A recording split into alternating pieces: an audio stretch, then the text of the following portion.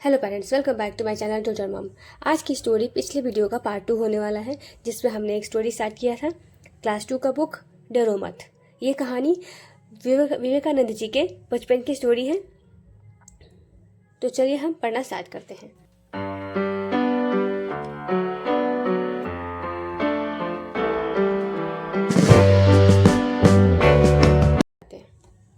हमने पिछली स्टोरी में यहाँ तक पढ़ा था कि दादाजी ने विवेकानंद जी को पेड़ की डाल पर चढ़ने से मना किया था। क्योंकि उस पर एक दैत्य रहता था, ये कह करके। लेकिन असल में वहाँ कोई दैत्य नहीं था और दादाजी को डर था कि नरेंद्र पेड़ से नीचे गिर जाएंगे और उन्हें चोट लग जाएगी, इसलिए उन्होंने मना किया था। अब इसके आगे की स्टोरी देखते हैं। दादाजी ने बताया, वह दैत्य बहुत डरावना है। दादाजी ने बताया, वह दैत्य बहुत डरावना है। जब नरेंद्र ने दादाजी से पूछा कि वो दैत्य कैसा है, उसके बारे में बताइए, तब दादाजी ने कहा कि वह दैत्य बहुत ही डरावना है। दादाजी की बात सुनकर नरेंद्र को अचरज हुआ। दादाजी की बात सुनकर नरेंद्र को अचरज हुआ। नरेंद्र को बहुत अचरज हुआ।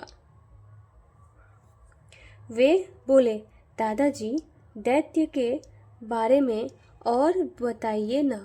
वे बोले, दादाजी दैत्य के बारे में और बताइए ना। वह पेड़ पर चढ़ने वालों की गर्दन तोड़ देता है। वह पेड़ पर चढ़ने वालों की गर्दन तोड़ देता है। दादाजी ने दैत्य के बारे में बताया। नरेंद्र दादाजी की सारी बातें ध्यान से सुन आगे बढ़ गए। नरेंद्र दादाजी की सारी बातें ध्यान से सुन आगे बढ़ गए। यह देख दादाजी मुस्कुराए। यह देख दादाजी मुस्कुराए और वे भी आगे बढ़ गए और वे भी चले गए। उन्हें लगा कि बालक दैत्य की बात सुनकर डर गया है। उन्हें लगा कि बालक दैत्य की बात सुनकर डर गया है। उन्हें लगा नरेंद्र ने जो दैत्य की बात सुनी उससे उन्हें डर लगा और वो आगे से पेड़ पे नहीं चढ़ेंगे। अब वह पेड़ पर नहीं चढ़ेगा। अब वह पेड़ पर नहीं चढ़ेगा। तो इसी तरीके के वीडियोस को देखने के लिए मेरे चैनल को सब्सक्राइब करके रख लीजिए। आगे बढ़ते हैं। लेकिन दादाजी जैसे ही कुछ आगे बढ़े लेकिन दादाजी जैसे ही कुछ आगे बढ़े, नरेंद्र फिर से पेड़ पर चढ़ गए।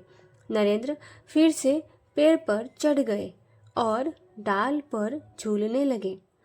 लेकिन दादाजी जैसे ही कुछ आगे बढ़े, नरेंद्र फिर से पेड़ पर चढ़ गए और डाल पर झूलने लगे।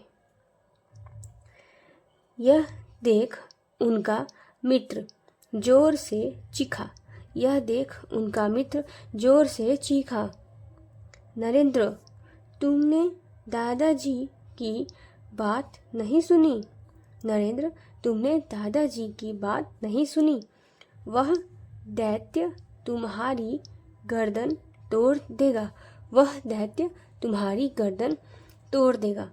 तो नरेंद्र ने जैसे ही पेड़ पे फिर से झूलना शुरू किया, नरेंद्र के मित्र ने देखा और जोर से चीखा, क्या तुमने दादाजी की बात नहीं सुनी? वह दैत्य तुम्हारे गर्दन तोड़ देगा।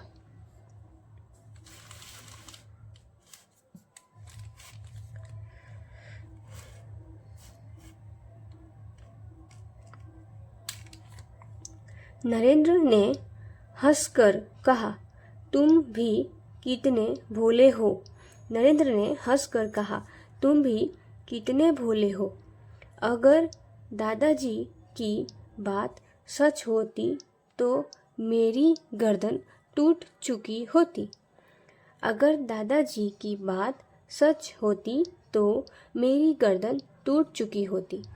लेकिन ऐसा हुआ क्या? लेकिन ऐसा हुआ क्या? तब नरेंद्र ने कहा कि तुम भी बहुत भोले हो। अपने मित्र से कहा, अगर दादाजी ने सच कहा होता तो मेरी गर्दन कब की टूट चुकी होती।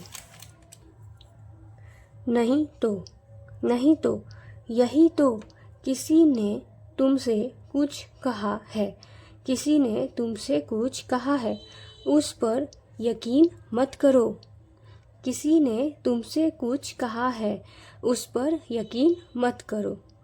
खुद सोचो इसलिए डरो मत।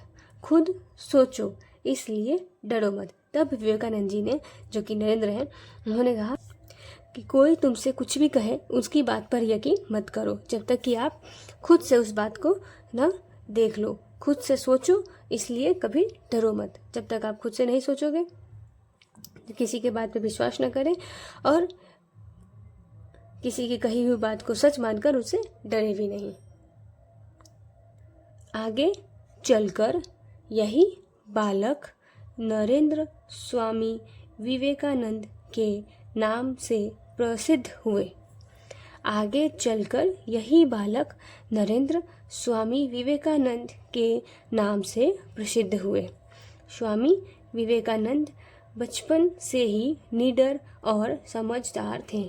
स्वामी विवेकानंद बचपन से ही निडर और समझदार थे। तो ये थी एक हीरो की स्टोरी, जिनके गुणों को देख करके हमें भी सीखना चाहिए और हमें भी उनकी तरह बनने का प्रयास करना चाहिए। इस वीडियो में इतना ही रहने देते हैं। आई होप आपको ये वीडियो अच्छा लगा होगा और आप इस वीडियो के दोनों ही पार्ट को, इस स्टोरी के दोनों ही पार्ट को देखेंगे। मैं इसी तरीके की वीडियोस के लिए मेरे चैनल को सब्सक्राइब कर लीजिए। मिलते हैं नेक्स्ट वीडियो में। Thank you.